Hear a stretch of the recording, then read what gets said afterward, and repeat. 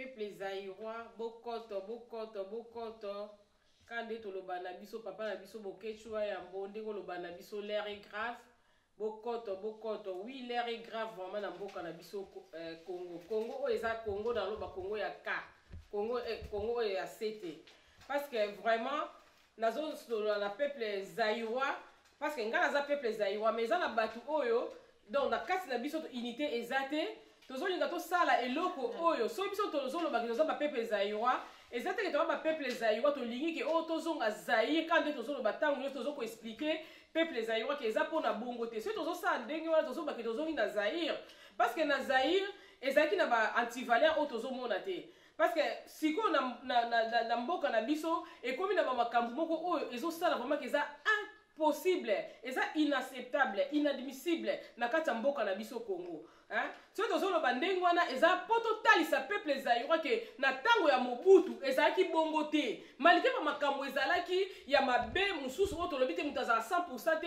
mais à 2% ou 3% tozomona makambo oyo ezalaki vraiment makambo moko ezalaki ya moi bien.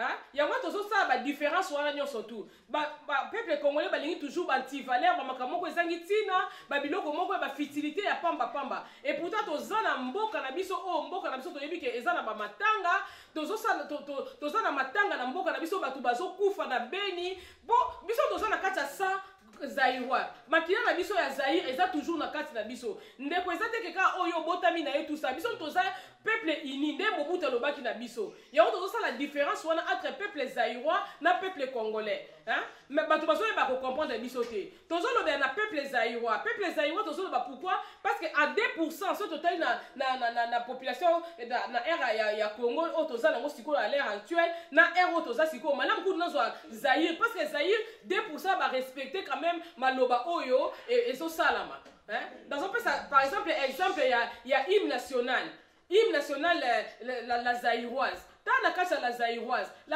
ils ont le peuple uni peuple grand peuple uni hein tozaki quand même peuple grand na kati na ère zaïre tozaki humilier le quoi boeta tozaki peuple grand mais dans notre comportement ya ba diaspora be bazo ko se comporter baza ba petit peuple hein faut to ko la tozala ba peuple grand parce que bazo tela ba makambo ezangi tina ba biloko moko ya pamba ba fitita pamba be bazo lobelango OK mboka na biso eza na deuil hein mboka ere ezaka na deuil na yebi ke biso toza ba bantu mboka ezaka na deuil ezaka surtout na ba tribu na biso mususu omona par exemple ba tribu lokwa ya baluba ezaka omona mama mobile na ya kufi akosala eloko moko te tiba kokunda mais biso pays eza en deuil mais il y a des diasporas oh bazosala n'importe quoi ba fitilité ezanga tina kosala ba vidéo oyo ke bo déstabiliser susu ndeko na bino diaspora bo sala boye ezaka ndenge wana te ezosala pasi mingi kotala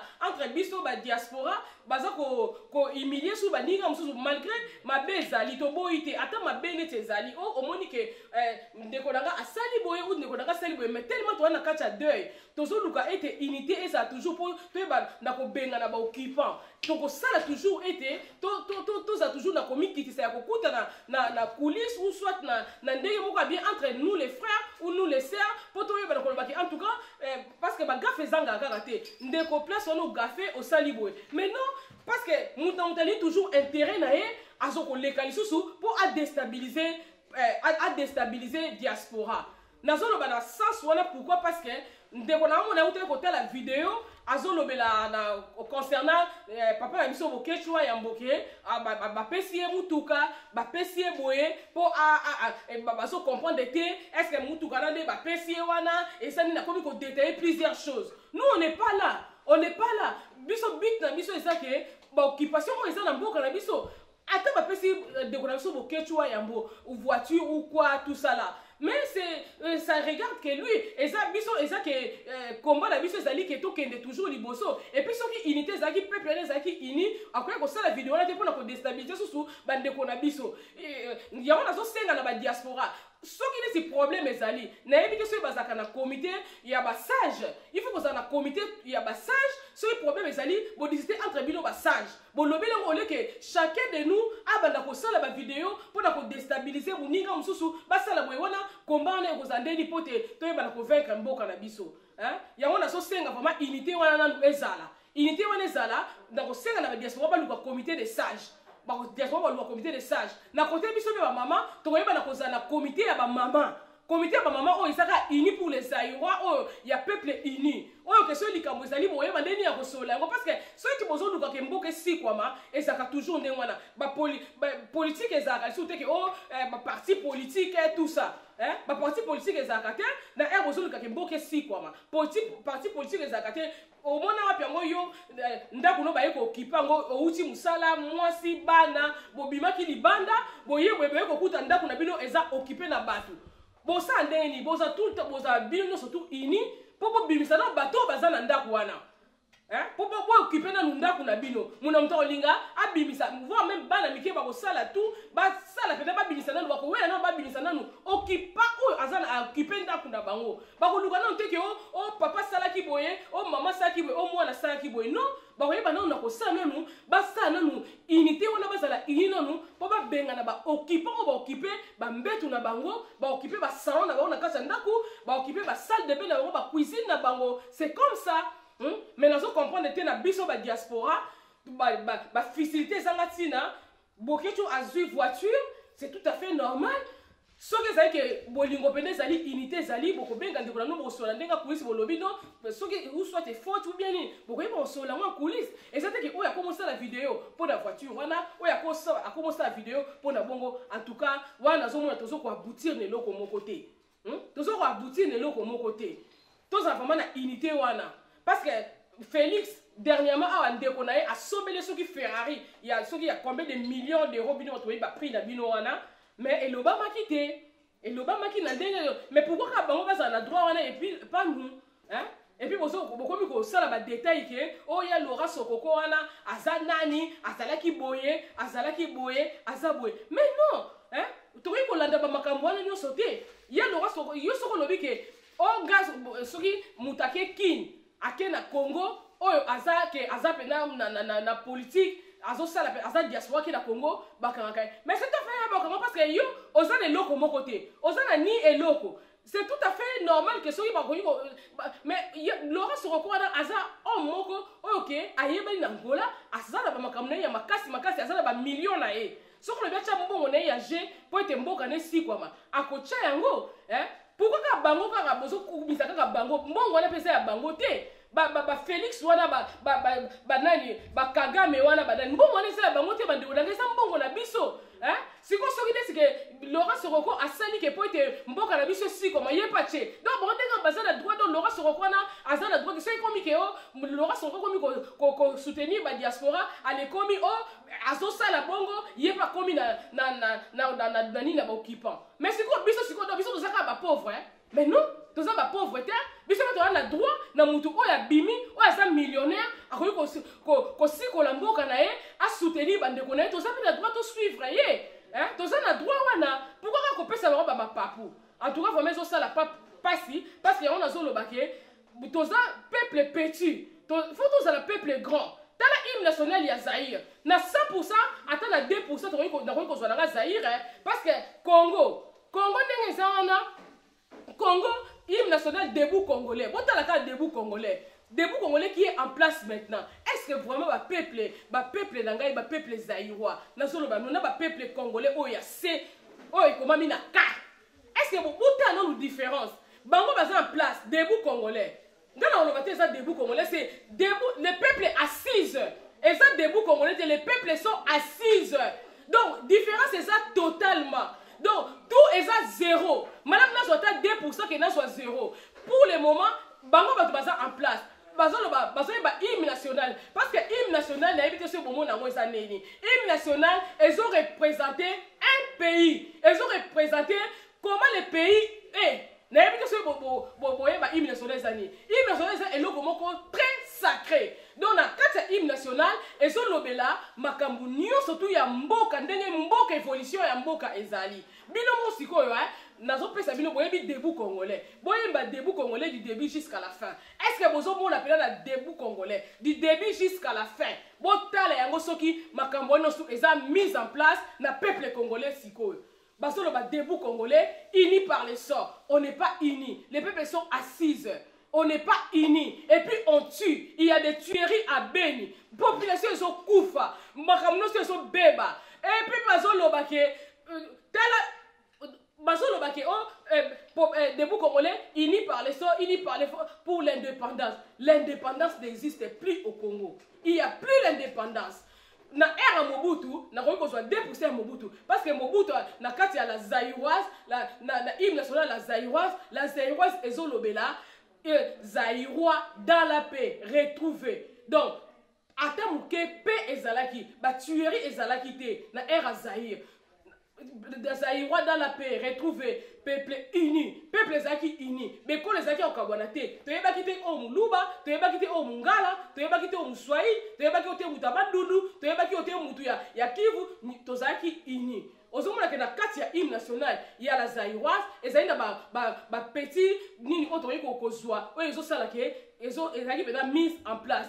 Peuple uni, peuple grand, peuple zaki grand. Peuple zaïrois azaki humilié na era Mobutu, azaki humilié, azaki toujours un peuple grand. Mais tala siko hymne national bino moyemba la zaïroise, boyemba debout congolais sina suka. Nyonso na ba humilier peuple na biso. Makam nyonso bazo na kasa hymne national wana. Eza faux et archi faux. Alors comment il faut soutenir hymne national ya modèle wana? Ya ko to lobite to zonga ta na Zaïre parce que hymne national wana ezo lobela te loko moko te. Biloko nyonso bazo lobela wana ata moko ezali placé na kasa ya Congo te. Makam nyonso eza foutu. Ya on a dit boza la peuple grand. Boza la ba grand messieurs. Peuple grand, peuple uni à jamais. Tous a toujours unis. Tous a la uni peuple zaïrois. Tous a la hymne national il y a Zaïre, il y a la zaïroise. Tel le légué Mobutu azali ko lobela azo ko sala ke ba soldat na era indépendance. Mobutu tala ba soldat balaka ba Sokoto na era indépendance le 30 juin. Maintenant le 30 juin ba dekonanga eza boycotté 30 juin za ka susute défilé zaki ko salama na le 30 juin moni ba soldat solo ba généraux ba colonel ba caporal ba tunyoso ba telemi ba lati ba Sokoto bazo sala défilé eza ka susute tade ba boycotté biso tade ba boycotté peuple zaïrois. Pourquoi bozo landa bango? Pourquoi bozo landa bango peuple zaïrois? Botika bango to landa ba bitumba on est tozo ke to tika ba fitilité to tika biloko ba fitilité ya pamba to landa ba makambo to mbuka na soza la dei to za la ini lolenge Mobutu tika kibiso na kati ya unité wana to za la vraiment ini yango na so senga na bino nyonso tu na biso nyonso tu ba diaspora parce que bino bolobaka ke soki mboka eza na occupation ezalaka ba parti politique ezalaka te. Bon parce que mboka eza na occupation comment on ça parti politique ezalaka te na kati occupation to lukana to libérer mboka na biso. Alors pourquoi bino ba polémique? So bozo luka pena bo libérer mboka. Pourquoi bozo tcha ba polémique?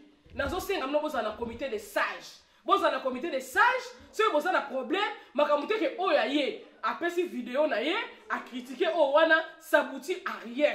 Ça nous donne rien. Et ce qui aboutit à rien. Tous à la unis. Tous à la petit peuple. Tous à la grande dame. Tous à la peuple uni. Les grands messieurs. C'est ça pour avancement de notre pays. Tala bango baso sala ba Rwandais. Ba Rwandais ba occuper biso. Ba sala makambo bono sto coulisses. Boko sudora bo mbala moko pour eloko bo ebimi. Mais pourquoi vous exposez tout? Vous exposez tout, les diasporas. Bozo bimisa nyonso, bozo loba, secret zate. Comment on peut vaincre l'ennemi? L'ennemi, on le bazouak ennemi na coulisses. Vous avez vu que d'abord ennemi a surtout qui? Mais biso non. En tout cas, tous à la ini. Makambozo leki makasi na kata mboka na biso. Bozo mona ngopa mais leki makasi, on est en deuil. Le pays est en deuil. Vraiment, na sengi na bino peuple zaïrois, tous à la uni, tous à la grand, le lenge botanga bo landela kaka e bandete suka ya hymne national la zaïroise.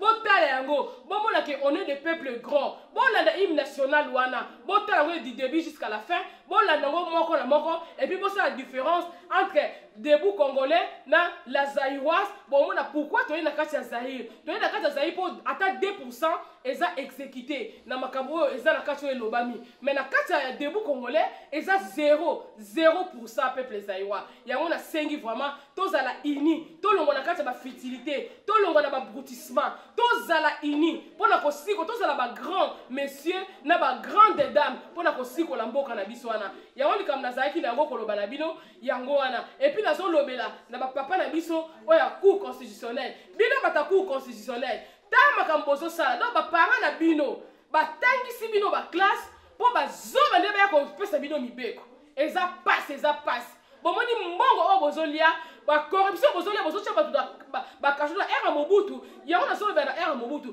pourquoi parce que na ere Mobutu prison wana eza pour 2500 personnes mais sikoyo ekoma nayebi te soki combien de milliers de personnes na kati wana bavanda kuna basambaka te eloko te Mobutu na ere Mobutu makambo nyonso ezalaki te na ere Mobutu ezalaki soki amoni kaka prison kuna bato bakomi kotonda apesi ordre déjà na bakon allez nalingi obobimisanga bato wana omoni ça c'est l'esprit patriotique azalaki na besoin ya peuple na ye azalaki na amour ya peuple na ye mais tala banyanga na kata oyo Félix baye kobebisa boka tala makambo bazosala bozolanda bango en tout cas eza pasi mingi bandeko na nga tosala examen de conscience tolanda makambo nyonso surtout totanga ba histoire histoire ya mboka na biso balobi ete vaut mieux bien reculer pour mieux sauter tozonga na nsima nano tozonga na nsima tozonga bato tosauter mpona kosikola mboka na biso bino bapapa cour constitutionnel nazoloba na bino baparent na bino batindaki bino na baklasse ya cher botangi mpona bozala bajuge mpo boya kobebisa mboka donc juge na bino eza mpona kosala bobebisi mboka bozolia mbongo ya makila bato pamba bakosi bino mais ntango na bino ezali bokosuka omoni mbongo ya makila bozolia eza mbongo moko ya ntina te tala bozoswa basi 5 7 8 botisi bango ale batika ndenge wana bakotikala bavere bakotikala bapauvre mbongo ya makila bozolia ekosala eloko moko te bokokende tokotumba bino bomoni bino bapaku considere bino bajuge malamu kudu ata bible elobi malamu mutu ayebi te asali likambo wana ayebi te alimbisama mais bino boyebi mibeko bozosala makambo oyo bokozala juge sévèrement bokozala juge tokosala bino tombo na bino kuna soki kavo soki ya ndeni ya mabulu tokotya bino nyonso kuna bakodinisa bino nyonso kuna lokwa banzinzi na kati mpo makambo bosali bozobota bata 10 vers ale bakotikala mpe bapauvre kaka ndenge wana bana na bino mpe bakotikala baorphelin de père et de mère mpo makambo bosali eza makambo moko bobebisi mboka vraiment eza pasi mingi message nazalaki nango vraiment yango wana moye kuta kopesa bave eza te bave kopesa ndeni soki mboka eza okipe soki bandeko na ngai bakufi oyo baza sa na ngai sans zaïroise bakufi ngai natika nazala na esengo eza te nasengi na diaspora tozala na kimia tozala na comité de sage makambo mosusu teke diaspora toza na pays oyo ezake toza occupé makambo mosusu te bosaka oyo asali video alobeli moninga wana oyo asali video alobeli moninga wana tozala peuple grand tozala peuple uni yango message nazalaki nango vraiment yango wana vraiment nasengi kimia na peuple zaïrois toyeba na koraisonner lokola bato oyo batangi bato oyo babimi mpe libanda baza na mayele oyo bazwi mayele oyo eza na bakati ya bamboka mosusu mpona kosikola mboka na biso Zaïre yango nalobi vive le peuple zaïrois ingeta le peuple gagne toujours merci ingeta